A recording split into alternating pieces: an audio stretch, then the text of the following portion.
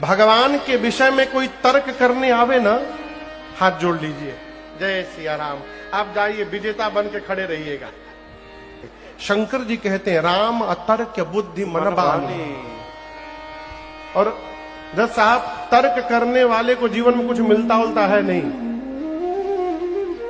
हमारे एक चाचा कहानी सुनाते हैं। एक लड़का ऑस्ट्रेलिया गया, मेलबोर्न, तर्क शास्त्र पढ़ने।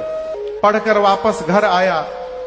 जब घर आया तो माँ तो नाचने लगी, मेरा बेटा आ गया। उसने जाकर पिताजी को प्रणाम किया, बैठा। माँ दौड़ कर गई और एक प्लेट में 2 पीस लड्डू ला करके पानी पीने के लिए दी बेटे को। बेटा बोला, माँ मैं 5 साल तुमसे दूर रहा हूं, तर्क शास्त्र पढ़ने गया था, तुम देखो मैंने क्या पढ़ा है। माँ बोली दिखाओ। बेटा पूछा माँ से, माँ ये कितने लड्डू हैं? माँ बोली कितने लड्डू? 2 लड्डू। बोले यही तो बात है, मैं तर्क से सिद्ध करूंगा ये 3 लड्डू है। अब माँ बोली कौन सा पढ़ाई तू पढ़ लिया? बोला देखिए मैं सिद्ध करता हूं, ये 1 लड्डू और ये। माँ बोली 2। बोली 2 1 कितना हुआ? माँ बोली 3 हुआ ना 3 लड्डू। 1 और 2, 1 2 कितना होता है? 3 लड्डू हुआ कि नहीं? माँ बोली बाबू 1 2 3 होता है, लेकिन लड्डू तो 2 ही है। अब लड़का मानने को तैयार नहीं कि 3 लड्डू नहीं। माँ बोले 2 लड्डू।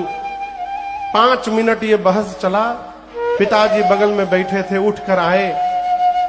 पत्नी को बोले भाग्यवान तुम गंवार की गंवार रह गई। बेटे का पीठ थपथपाए, शाबाश क्या अद्भुत पढ़ाई पढ़ाए मेरे बेटे ने, एकदम सही बोले। 3 लड्डू है। पिता 1 लड्डू अपने खाया, दूसरा लड्डू पत्नी को खिलाया। अब बेटे से बोला तीसरा तुम खाओ।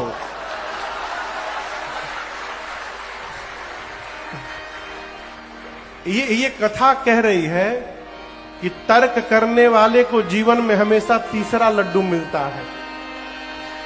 इसलिए तर्क वर्क के चक्कर में नहीं पड़ना चाहिए, अपने इष्ट में निष्ठ रहना चाहिए। ये निष्ठा ही हमको जगत में प्रतिष्ठा प्रदान कराएगी।